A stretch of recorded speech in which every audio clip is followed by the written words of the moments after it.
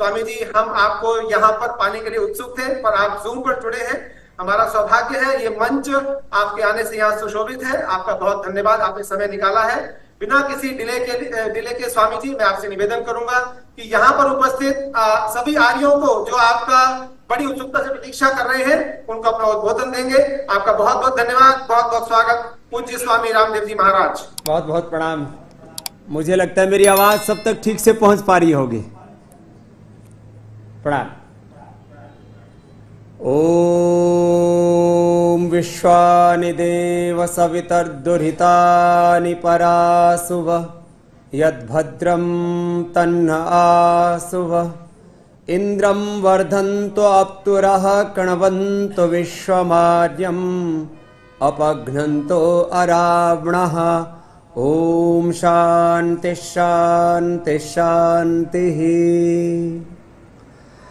मैं आधा घंटे से अधिक समय से आपके साथ जुड़ा हूँ, काफ़ी वक्ताओं को सुना है और आपकी जो इतनी बड़ी संख्या में उपस्थिति है, 16 देशों के हमारे आर्यजन महर्षि दयानंद के अनुयायी, वेद पथ के, ऋषि पथ के, सनातन वैदिक संस्कृति के पथ के पथिक, आप सब आर्यजनों को, सब विद्वान महापुरुषों को, श्रद्धेय सन्यासियों को, पूज्य मातृशक्ति को मेरा हृदय से बहुत बहुत प्रणाम, नमस्ते।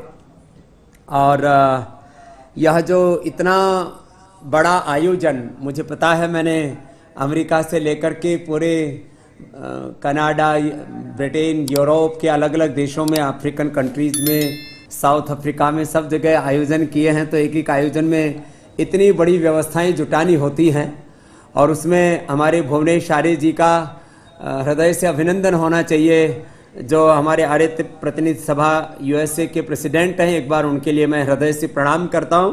अभी वैसे मैं 29 तारीख को आ रहा, 28 या 29 को पहुंच जाऊंगा, 28 को तो मिलूंगा भी मैं हमारे भुवनेश आर्य जी के साथ साथ विश्रुत आर्य जी जो हमारे सेक्रेटरी हैं आर्य प्रतिनिधि सभा यूएस के, हमारे श्रद्धेय पूज्य स्वामी देवव्रत जी, पूज्य स्वामी वेदानंद जी जो साउथ अफ्रीका से हैं, पूज्य स्वामी आर्यवेश जी, डॉक्टर हमारे विनय विद्यालंकार जी, और हमारे आर्य समाज के सबसे बड़े सूत्रधार भाई विनय आर्य जी, सभी हमारे श्रद्धेय पूज्य सन्यासीगण और हमारे एस के आर्य जी सहित रामचंद्र जांगड़ा जी, सांसद जी हमारे जो उपस्थित हैं, आपका भी हम सुन रहे थे, बहुत बहुत प्रणाम।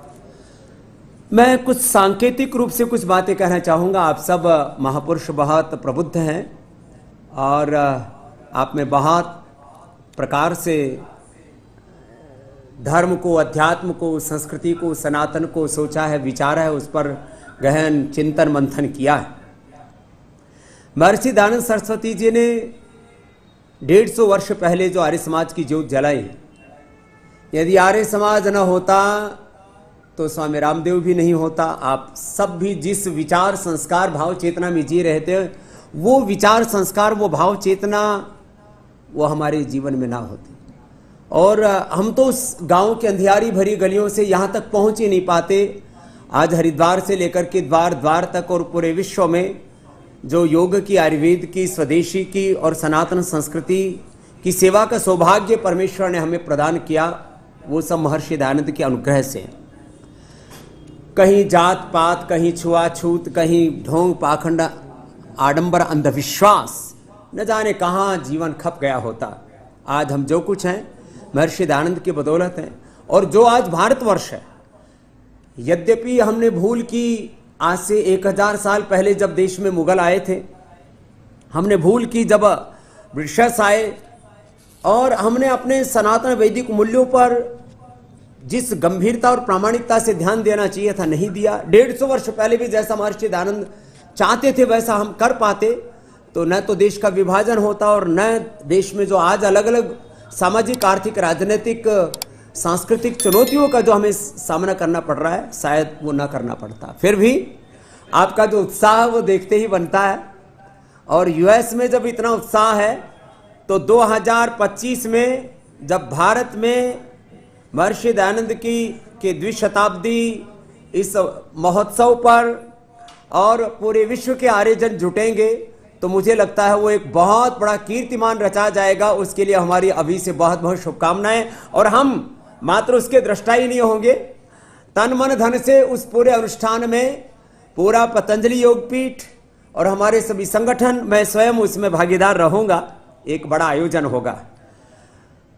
और जो आगे कार्य करने का जहां तक प्रश्न है, महर्षि दयानंद जैसे चाहते थे वैसे शिक्षा की व्यवस्था हो, जैसे वो चाहते थे वैसे चिकित्सा की व्यवस्था हो, वैसे एक परिवार नाम की जो हमारी संस्था जो खंडित हुई है, आज भाई भाई में जो वैर वैमनस्य है, पड़ोसियों के साथ जो हमारा तालमेल कम है, जिस रूप में हमारे उनकी संतानों को जिस श्रेष्ठता के साथ हमारा आचरण होना चाहिए, और परस्पर महर्षि दयानंद संगठन के ऊपर सर्वाधिक ध्यान दिया करते थे। संगच्छध्वम संवदध्वम समो मनांसि जानताम, जो ऋग्वेद का अंतिम संदेश है, उसको जिस तरह से उन्होंने हम तक संप्रेषित किया, आज पुनः उस संदेश को हमें आत्मसात करके और सारे विश्व को अपने साथ एकात्म करने की, यत्र विश्वम भवत्येक नीडम की आवश्यकता फिर से है।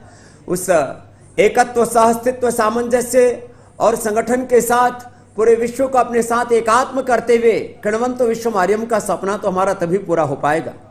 छोटे छोटे आग्रहों को लेकर के, छोटी छोटी कुंठाओं को लेकर के, जो कहीं आपस में विभेद है, उन सारी विभेद की दीवारों को ढाते हुए हमें आगे बढ़ना है।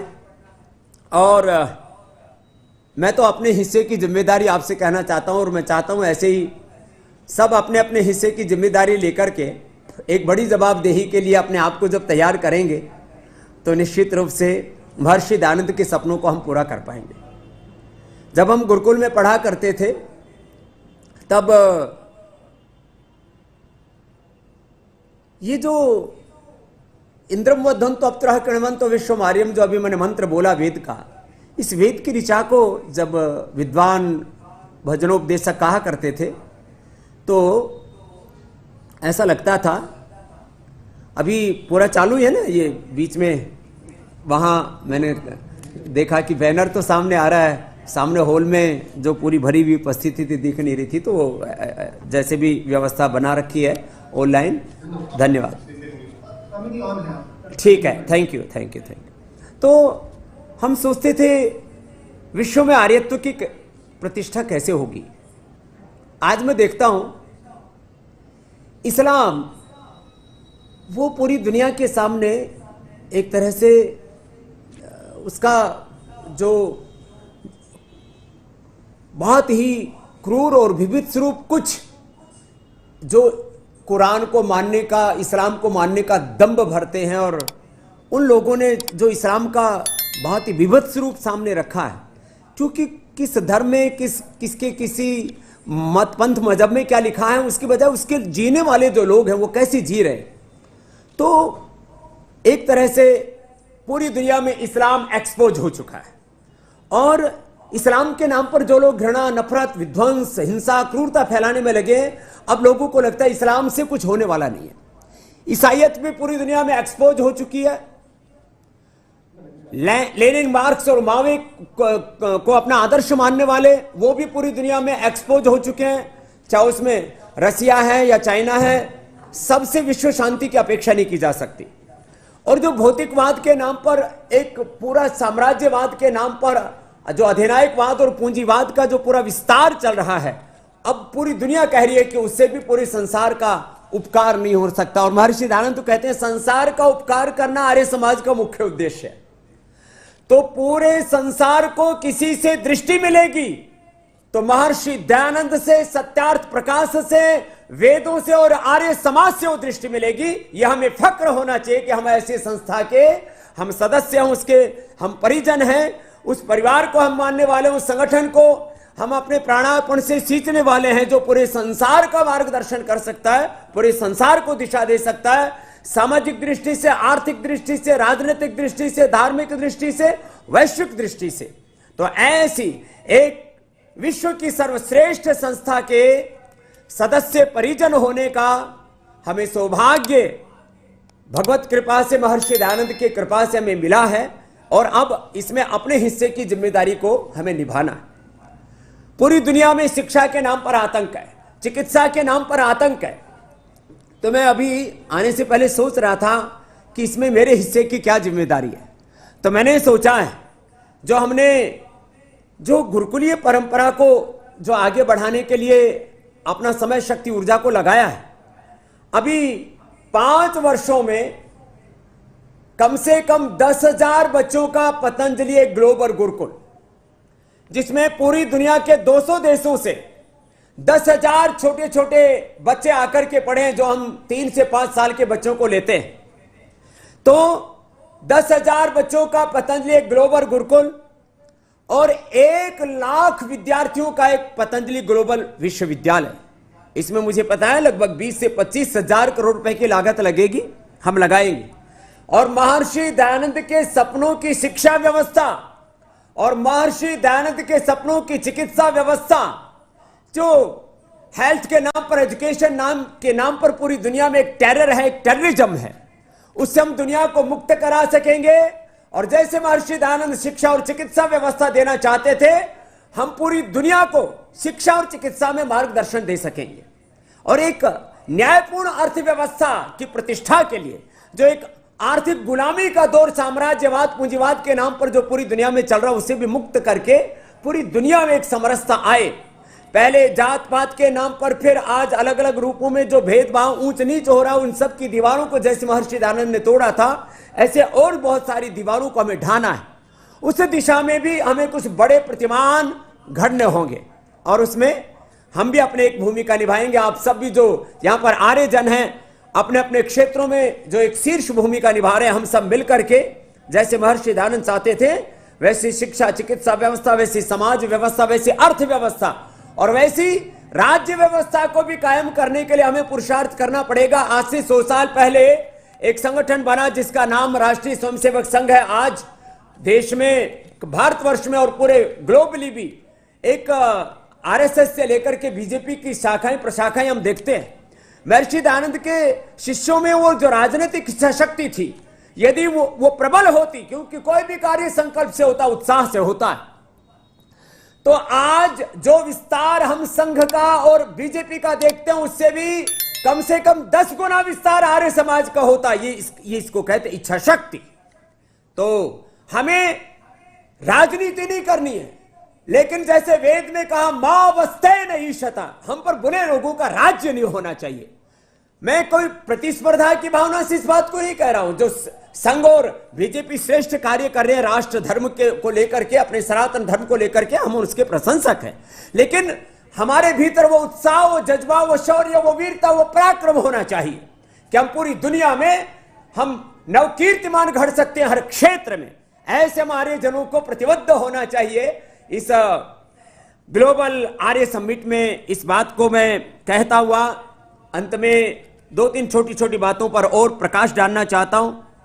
जैसे मैंने पहले भी इस बात को कहा था, फिर से दोहराना चाहता हूं कि मैं कम से कम 1 लाख करोड़ रुपए की चैरिटी, जैसे महर्षि दयानंद चाहते थे, वैसे शिक्षा, चिकित्सा व्यवस्था, वैसे एक समाज व्यवस्था, वैसे एक पूरे विश्व में एक दृष्टि मिले संसार को, इसकी प्रतिष्ठा के लिए मैं प्रयत्नशील हूं।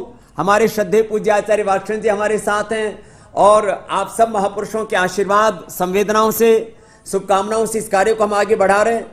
पहले तो मैं सोचता था ये होगा कैसे, लेकिन जब से हमने एक कंपनी को लिस्टेड किया, आगे 3, 4, 5 कंपनियों की और लिस्टिंग की हमारी योजना है, तो आने वाले 5 से 10 सालों में मुझे 1 लाख करोड़ रुपए मिल जाएंगे। अभी भी मैं अमेरिका आ रहा हूं तो 4-5 हजार करोड़ रुपए लेकर के जाऊंगा। आप लोगों से कोई चंदा नहीं मांगूंगा, इन्वेस्टर से ले लूंगा। बड़े बड़े इन्वेस्टर्स उसमें इन्वेस्ट कर रहे हैं, अच्छी बात है। तो हमें अर्थ शक्ति से भी मजबूत होना है, हमें ज्ञान शक्ति से भी मजबूत होना है, हमें शरीर बल से, इंद्रिय बल से, मनोबल से, आत्मबल से, जनबल से, धनबल से, संगठन बल से, सब प्रकार के बलम उपास्व का अर्थ केवल शरीर बल नहीं है। हमें सब प्रकार से बलिष्ठ होकर के, सब प्रकार के बल को बढ़ा करके और अंततः आत्मबल और ब्रह्म बल को बढ़ा करके आगे बढ़ना है। और जैसे महर्षि दयानंद चाहते थे, वैसे एक समाज बनाने के लिए भारत की यदि बात करें, और पूरे विश्व में भी, तो नशा कितना बढ़ रहा है, विलासिता। जो समाज विलासिता में फंसा, वो समाज, वो राष्ट्र, वो संस्कृति, वो सभ्यताएं नष्ट हो गई। और पूरी दुनिया में तो विलासिता इस कदर बढ़ रही है, और हमें अपने बच्चों को, अपने आने वाली पीढ़ियों को और पूरे संसार को भी इस भोग विलासिता की आग से बचाना पड़ेगा, नहीं तो मानवता ही खतरे में पड़ जाएगी। क्योंकि जिस तरह से भोगवाद बढ़ रहा है पूरी दुनिया में, अभी जितने व्यक्ति, इससे 10 गुना व्यक्ति भी बढ़ जाए तो सारे संसार के लोग सुखी रह सकते हैं, लेकिन एक व्यक्ति की भी यदि तृष्णा बढ़ जाए तो उसकी तृष्णा तो सारे संसार के भोगों से भी पूरी हो नहीं सकती, जैसे हमने शास्त्रों में पढ़ा और व्यवहारिक रूप से दिखता। तो हमें विलासिता के खिलाफ भी आंदोलन चलाना पड़ेगा। हमें अभी भी चारों तरफ समाज में ढोंग, पाखंड, अंधविश्वास, अभी हमने भारत में वर्ष में ही देखा, कोई रज धूल के चक्कर में पड़ा है, कोई शनि केतु, भूत प्रेत, वास्तु, अलग अलग प्रकार के ढोंगा आडंगर पाखंडों में फंसा है। कितने निर्दोष लोग उसमें मारे जाते हैं, और किस तरह से एक बहुत बड़ा विभत्स रूप हमें धर्म के नाम पर देखने को मिलता है। तो महर्षि दयानंद के शिष्यों की इसमें बहुत बड़ी भूमिका हो जाती है। तो हम सब मिलकर के इन सब वर्तमान की चुनौतियों का सामना करेंगे। और हमने तो हमेशा गीत गाए हैं, अभी तो और संभलना है, ऋषि दयानंद के सपनों को, स्वामी दयानंद के सपनों को हमें पूरा करना है, अभी तो और संभलना है। आंधी वर्षा तूफानों में कभी नहीं भय खाएं, जब हो संकट देश धर्म पर अपना फर्ज निभाएं। प्राण भले ही जाए सतपथ से न डिगना है, अभी तो और संभलना है, अभी तो और संभलना है, अभी तो और संभलना है। तो खैर, हम तो महर्षि दयानंद के स्तुति के, उनके संकल्पों को पूरा करने के गीत गाते गाते यहाँ पर पहुँचे हैं। आज मुझे वहाँ पर होना था, उसका मुझे खेद है, मैं नहीं पहुँच पाया। उसमें बहुत से कारण हो गए, मैं उनको न गिनाता हुआ आप सब की पावन उपस्थिति को, आपके भीतर के शौर्य, वीरता, पराक्रम को, आपके भीतर की वेद निष्ठा को, आपके भीतर की सनातन निष्ठा को, दयानंद के प्रति आप में जो निष्ठा है, ऋषि निष्ठा को प्रणाम करता हुआ, और जिस उत्साह के साथ मैं देख रहा हूं ये अमेरिका में इतना बड़ा आयोजन करना, मैंने पहले ही जैसे कहा, एक बहुत बड़ा पुरुषार्थ साध्य कार्य है। और ये पूरा जो खचाखच होल भरा हुआ आपकी उपस्थिति से, मैं आपको एक बार पुनः अपने पूरे आर्य समाज की ओर से, पूरे भारतवर्ष की ओर से, पूरे सनातन वैदिक धर्म की ओर से आप सबका बहुत बहुत हृदय से अभिनंदन करता हूं, आपको प्रणाम करता हूं। और हम सब मिलकर के, जैसा महर्षि दयानंद चाहते थे, जैसे हमारे गौतम कणाद, जैमिनी, पाणिनि, पतंजलि चाहते थे, हम ऋषियों के स्वयं विग्रहवान रूप हो करके, मैं रोज कहता हूं इस बात को, मैं मात्र एक व्यक्ति नहीं, मैं महर्षि दयानंद का, मैं गौतम कणाद, जैमिनी, पाणिनि, पतंजलि का, भगवान राम कृष्ण आदि जितने भी हमारे महापुरुष हैं उन सबका मैं साक्षात विग्रह हूं, मैं भगवान का अंश हूं, मैं ऋषियों का वंश हूं। इस भाव चेतना को एक क्षण के लिए भी नीचे नहीं आने देना, इस हायर कॉन्शियसनेस में, इस उच्च भाव चेतना में, इस वेद निष्ठा में, इस सनातन वैदिक निष्ठा में प्रतिष्ठित रह करके हम निरंतर आगे बढ़ेंगे। इसी के साथ अपनी बात को विराम देता हुआ, आप सब जो अनेक देशों से चल करके इतना बड़ा आपने पुरुषार्थ किया, आप सबके पुरुषार्थ को पुनः प्रणाम करता हूं। बहुत बहुत धन्यवाद।